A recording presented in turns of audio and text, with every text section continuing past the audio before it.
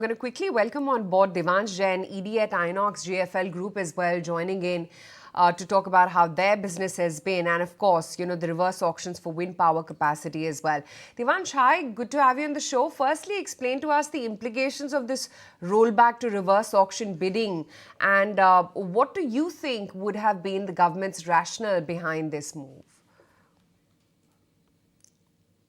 Majority of all the auctions being carried out in the country, which is hybrid, RTC, FDRE, all these tenders are under reverse auction. What the government mentioned about a year ago was that they will do close bidding for plain vanilla wind tenders. Fact of the matter is, in the past 12 months, recently there has been only one plain vanilla wind tender, which was a closed bid tender, which also was undersubscribed, and where the tariff was, say, 4.2 rupees. Other than that, for the past 12 to 15 months, all the tenders, all the orders which we are winning, with the industries winning, where you've got almost 16 to 18 gigawatts of supplies which need to be done, or for which supplies need to be tied up, were all carried out through reverse auctions. So barring this so-called sentimental point, there is absolutely no impact on the business.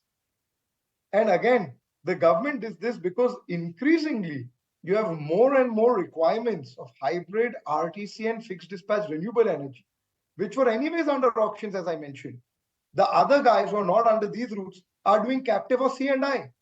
So there's very limited plain vanilla wind which is actually taking place in the country.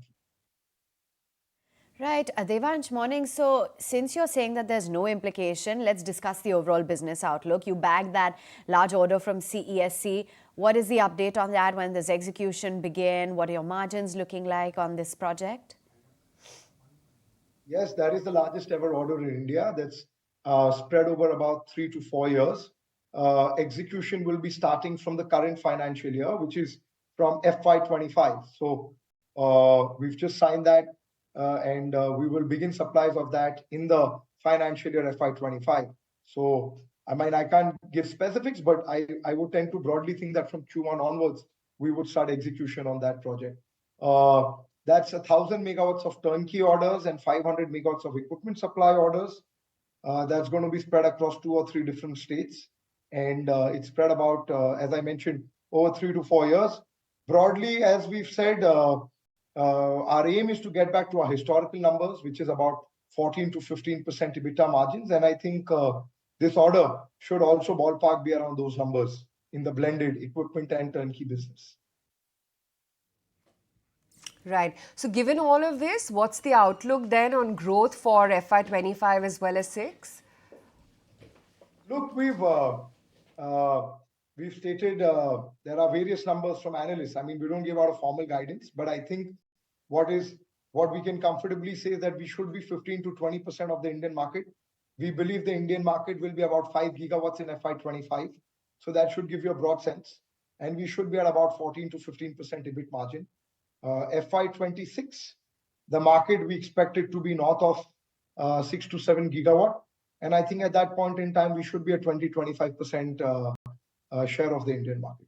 I mean, we are the most competitive suppliers of wind turbines, but we are, while we are ramping up very aggressively, we are also what I would call cautiously building the business, where we are scaling up from, say, 500-600 crores of top line to 4,000-6,000 crores of top line to more as we move forward. But we focused on multiple things over the past 12 months, as you know, on technology, on fixing the balance sheet, on the management team, on getting the entire supply chain ready.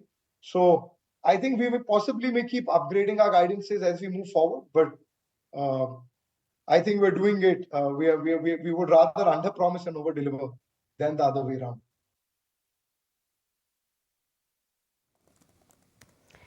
All right. Thank you so much for taking time out and joining in. So no financial impact of the reverse bidding.